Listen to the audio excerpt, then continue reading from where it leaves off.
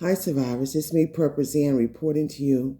Hope you guys are doing well because what's going on in this world it's horrible. I'd like to thank Ms. Howell for this article. But it goes on to say that medicine-resistant fungal infection, C. auris, potentially linked to 4 deaths in Mississippi. Y'all, this is recent. That's what it says. Medicine-resistant fungal infection, C. auris, potentially linked to 4 deaths in Mississippi, Mississippi today. Mississippi is battling an outbreak of C. auris, a fungal infection. I'll read it. I didn't know that she was going to basically read the article, but it says Mississippi is battling an outbreak of C. auris, a fungal infection resistant to medication, which the Department of Health says may be responsible for the deaths of 4 people. Our investigation is ongoing and fluid, said Health Department spokesperson Liz Charlotte. Charlotte said the department has identified 12 clinical cases of the infection and 4 potentially associated deaths, but those numbers doubled since state epidemiologist Dr. Paul Byers last gave a report about the infections to the Board of Health in January. C. auris is still rare in the United States. The people most vulnerable to an invasive infection, such as in the blood, heart, or brain, are already sick from other medical conditions. At the center of the Mississippi outbreak is a long-term care facility in central Mississippi. Some patients with the infections have also received care at the University of Mississippi Medical Center in Jackson. When patients with a C. auris infection arrive at the hospital, they are each assigned one nurse who cares for them exclusively, according to UMMC Chief Medical Officer Dr. Lisa Didion. That's how dangerous this is, Didion said last week during a Mississippi State Institution of Higher Learning Health Affairs Committee meeting. Doctors first identified C. auris or Candida auris in Asia in 2009. It has quickly become a cause of severe infections around the world with some strain resistance to all 3 available classes of antifungals.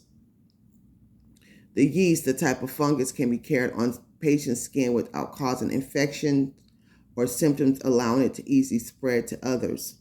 The Department of Health says it has identified 53 colonized patients, meaning patients who aren't sick with an active infection, but were found to be carrying the organism somewhere on their body. That number was 37 about 4 weeks ago. This is scary sounding stuff. When we get patients from that facility in central Mississippi, we really have to be sure that we isolate them appropriately, Didion said of the care at the UMMC. This particular organism is extremely transmissible and has a very high mortality rate. The CDC has found that C. auris spreads most often in long-term healthcare facilities. Among patients with severe medical problems, the fungus can cause bloodstream infections and death. More than 1 in 3 patients with an invasive infection of C. auris will die, according to CDC research. Mississippi's first case were identified in November 2022. Byers wrote in the January update of the outbreak. But it's still this is a rapidly expanding and serious situation, Byers said at the time. So it's still ongoing from then. I wonder why we just not hearing about it now. I be thinking and this is allegedly, they be wanting this stuff to spread. They don't want people to know. Why something like this should be in the news every single day, all day.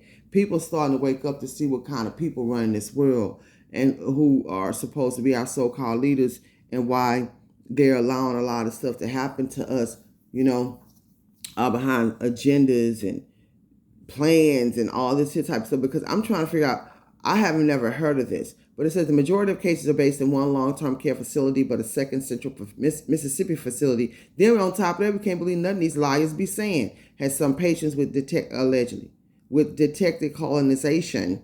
A handful or other cases have been reported at other healthcare facilities across the state, according to Byers' update. C. auris is resistant to some commonly used disinfectants. In response, the health department has asked healthcare facilities across the state to obtain the appropriate products in preparation should the outbreak grow.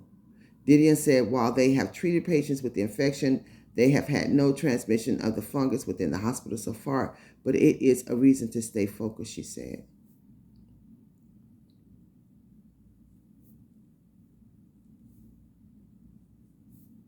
That's all I had to say about it. Man, I'm so sick of people. I'm so sick of all this mess out here. It's just too much, y'all. I want to alert you guys, inform the public, because we don't never hear about nothing that the stuff that we, the things we need to hear about. But all the stuff that they try to distract us with, balloons and nonsense foolishness and all that, the stuff they need to be on top of, they don't ever be on top of. Y'all be careful. Out here, it's a lot of illnesses out here allegedly, but that's what's really going on. A lot of nonsense foolishness, a lot of plans for people to just be eradicated, it seemed like, allegedly. But that's what's really going on. Y'all watch this world, watch the weather, smell your water, boil your water before you use it. Please follow me on Patreon for real, raw, unfiltered content that I cannot say on here. And if you're looking for land and bug out areas, I have some for sale and lease in Texas. Watch this world, watch the weather, smell your water, boil your water before you use it. Keep surviving.